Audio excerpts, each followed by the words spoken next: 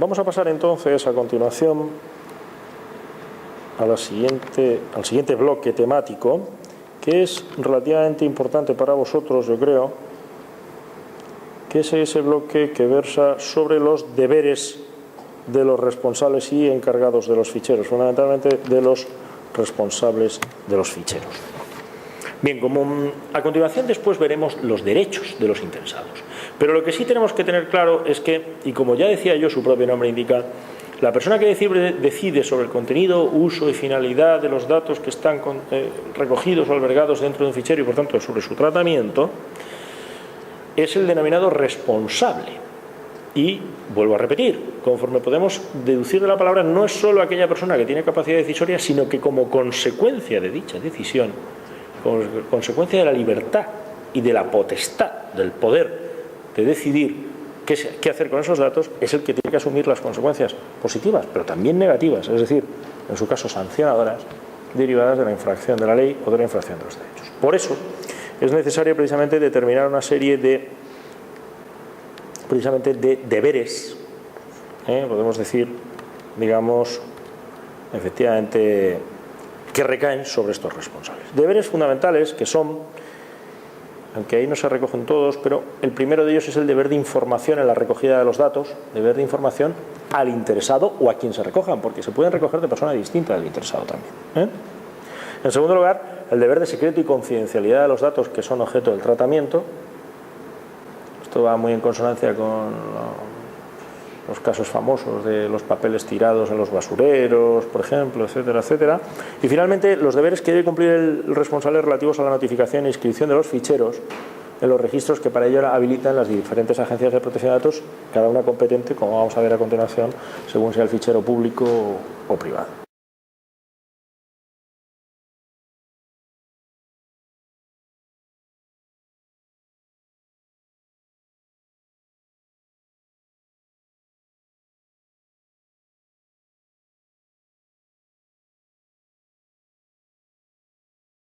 Bien, el primero de los deberes que recoge la legislación en el artículo 5 es el relativo a la información a la recogida de los datos. Y es que el responsable, o alguien en su nombre, un encargado, en fin, pero por cuenta de él en cualquier caso, deberá informar a los interesados de forma expresa, precisa, inequívoca, de forma clara, ¿no? Y expresa a veces es escrita, habréis visto en los formularios las famosas leyendas que vienen abajo. Entonces, ¿de qué se debe informar? Según el artículo 5, se debe informar de la existencia de un fichero, del tratamiento de los datos contenidos en dicho fichero, de los fines, de las finalidades a las que vamos a destinar. Eso es importante porque en función de eso a lo mejor nos considera o no. Y de los posibles destinatarios de las cesiones que hagamos en su caso de los datos. Segundo lugar, de la obligatoriedad o no de proporcionar los datos. Habéis visto, por ejemplo, en un sitio web que hay veces que viene el asterisco y veces que no, en el sentido de que sea obligatorio o no proporcionar ese dato. En tercer lugar, de las consecuencias que se derivan de proporcionarlo o no según sea obligatorio o no. Es decir, usted puede, no obstante, no querer proporcionarlo, pero a lo mejor yo en ese caso no le presto el servicio, porque estimo que es necesario y es decisivo. ¿Queda claro? Entonces habrá que informar. Hay veces que no te informan, pues sencillamente el sitio web no te deja acceder a otra página, con lo cual ya tácitamente te está informando. Esa no es la mejor manera de informar, ¿eh? Estamos hablando que es de manera expresa, precisa e inequívoca. Entonces, debería haber una leyenda, en fin, un texto que de forma clara te dijera, mire usted, es que si usted esto no me lo presta, es muy sencillo, con el asterisco son aquellos que obligatoriamente se deben prestar si usted que desea obtener un servicio o lo que sea. ¿De acuerdo? Eso, vale. Debe informarse también de los derechos que asisten a los interesados. Los vamos a ver en el bloque siguiente. Acceso, rectificación, cancelación y oposición, el caso que planteabas tú precisamente, al tratamiento. Como veremos, acceso es el derecho a saber si hay datos míos, acceder al fichero para ver qué datos míos hay. Segundo, rectificación, solicitar que no se adecúan. Tercero, cancelación, en su caso, cuando tiene que desaparecer o al menos bloquearse, ya lo he dicho antes. Y finalmente la oposición al tratamiento en el caso de que no tenga derecho a que se me consulte para tal, a lo mejor me puedo negar. Bien, hay que informar de los cesionarios. ¿Cómo él ha señalado? ¿Cómo te llamas? Perdona. Mira, ha preguntado Fran antes, pero vamos a ver, tengo que decir claramente posibles cesiones a Pepe o a Juan, porque claro, el problema es que yo a lo mejor de antemano no sé si va a ser Pepe o Juan, no va a surgir a posteriori. No, pero sí hay que tratar de perfilarlos por razón de sus actividades y finalidades que pretendan conseguir. Posibles cesiones destinadas a empresas dedicadas a la actividad XXXX que necesiten los datos para tal. ¿Me entiendes lo que te quiero decir? Entonces, tú has establecido un mecanismo de posible determinabilidad o de posible determinación de los sujetos a futuro. ¿Por qué? Porque si tú pones nombres concretos, además te estás cerrando las puertas para otras posibles cesiones. Y además eso sería, vuelvo a repetir, antieconómico en el sentido de que eso te obligaría a notificaciones posteriores para modificar la descripción del fichero que consta en el registro. ¿Me entiendes lo que te quiero decir? Entonces, desde ese punto de vista, es obvio que son los cesionarios posibles. Hombre, si algunos ya tienes, los pones. Es decir, cesionarios, el Corte Inglés, el Ministerio de Hacienda y otras empresas dedicadas a la actividad X que se tal. Eso lo puedo hacer. Eso lo puedes hacer. Ahora, también te advierto, como lo vas a tener que presentar a la Agencia de Protección de Datos, no puedes buscar una fórmula lo suficientemente amplia como para que entre todo el mundo, que es la tentación que sufriría cualquiera que escribe un fichero. Es decir, si tú dices, y cualquier otra posible entidad dedicada a actividades análogas, te van a decir, perfil un poco más. Y finalmente, ¿quién es el responsable del fichero o quién es su representante o encargado en su caso también? ¿De acuerdo? El responsable o su representante. ¿De acuerdo? O sea, a los efectos de saber a quién me tengo... ¿Por qué? Porque yo tengo que saber a quién dirigirme para acceder a mis datos, solicitar la rectificación, la cancelación. Es decir, yo tengo que tener un referente para el ejercicio de mis derechos.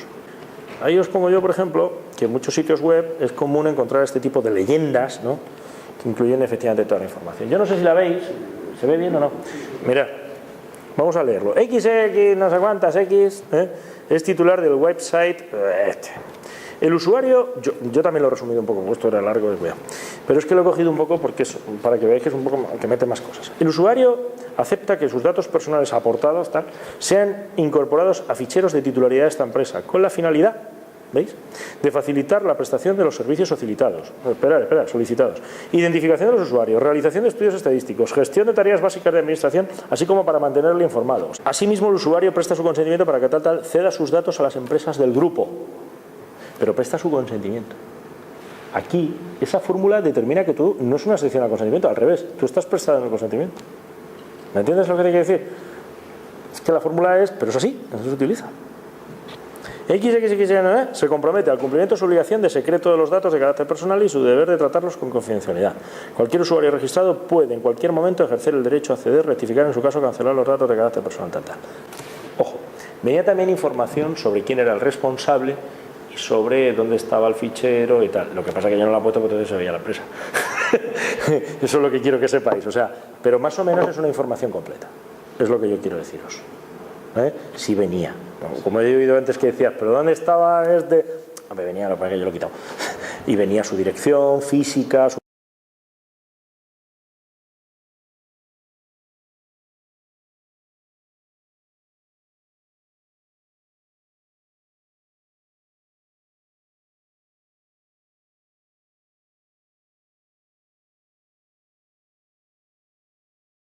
El segundo deber que recoge la ley también en el artículo, efectivamente, el 10, ¿no? El 9 es el relativo a las medidas de seguridad que veíamos en el primer bloque. El 10 es el deber de secreto y confidencialidad de los datos. Vamos a ver. Bien, bueno, no es complicado, ¿no? Exige que el responsable y los encargados del tratamiento, también los encargados, cualquier persona que gestione los datos, en definitiva, porque puede también usuarios. Un usuario, digamos, aislado, una vez, por lo que fuera, tenía que utilizarlo. Bien, estos están obligados a guardar el secreto y custodia de los datos, ¿de acuerdo? Incluso cuando ha terminado la prestación del servicio, por supuesto. Es lo que decía yo antes un poco de ver la pantalla e irte. Oiga, pero si yo realmente no tenía acceso al servicio, usted lo ha visto. Y usted se lo ha quedado aquí. Sí, toma. En realidad, vamos a ver, eso en el ámbito de los ficheros públicos era sencillo, porque ese deber de secreto y confidencialidad en los funcionarios públicos era genérico, por razón superior. Por eso la ley de protección de datos, como piensan en todos, lo incluye además, porque se da cuenta de que no solo la legislación de función pública es la que se puede ver afectada, digamos, por estas cuestiones.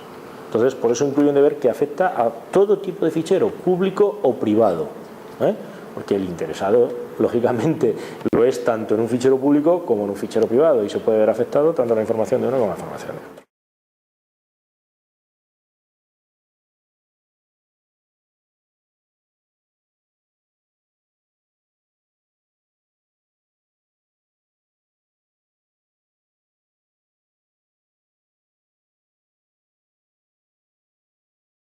Y finalmente también los deberes, fijaos bien, respecto, de la creación, modificación y o extinción de los ficheros.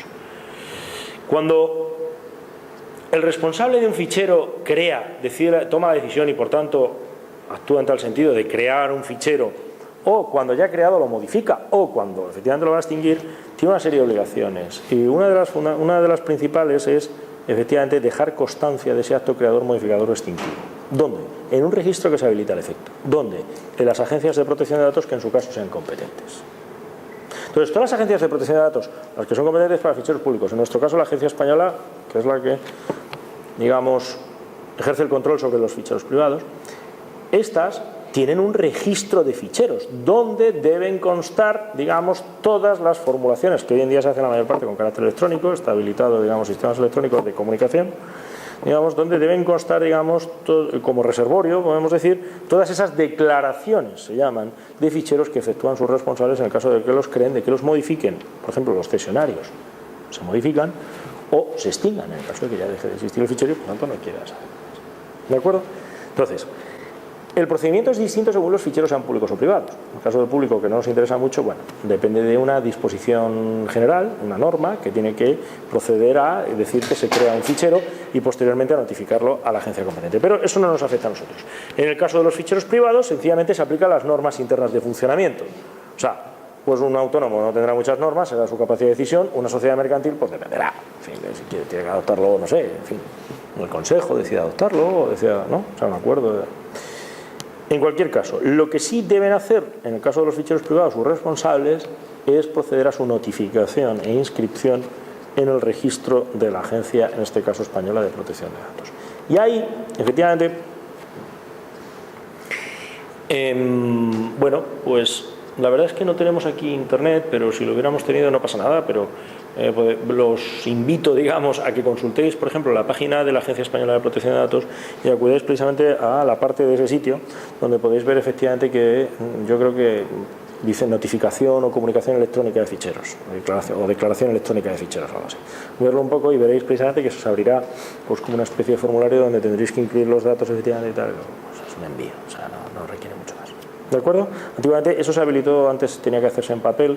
Bueno, ya se habilitó el mecanismo electrónico un poco para facilitarlo, claro, un poco pesado también, ¿no? Cada fichero que haces y cada fichero que abres. Entonces, de esta manera, pues hombre, ya no se facilita mucho la labor, ¿de acuerdo? Pero en cualquier caso sí es un deber, porque comprender una cosa, como vamos a ver, uno de los derechos que también entiende que tiene el interesado, además de los que yo acabo de citar antes, es el derecho de consulta del registro de protección de datos. Uno de los mecanismos, porque para yo ejercer, imaginaos que yo quiero ejercer el derecho de acceso, pero lo primero que tengo que saber es si existe el fichero. ¿Sí o no? Entonces yo uno de los mecanismos que tengo es irme a la agencia de protección de datos y decirle, oiga, ¿existe? Y me dice, sí, vale, muy bien, gracias. Me voy al otro lado. Entonces, para eso previamente se han tenido que incluir. Claro, también puede ocurrir que alguien no los haya incluido, perfecto, pero como yo sepa que este señor está consultándolos y no les ha incluido, a lo mejor la denuncia se la meto yo. Ese es el riesgo que corremos. Bien. Un poco a modo de resumen, ya veis, existen tres deberes: el de información sobre las materias que hemos visto, enseguidamente el de secreto y custodia, efectivamente confidencialidad y custodia de los bienes por parte de la información o de los datos, por parte tanto, hemos dicho, de responsables como de encargados, incluso cualquier meros usuarios, y finalmente el deber de inscripción, de notificación e inscripción de lo que llamaríamos declaración ante las agencias de protección de datos.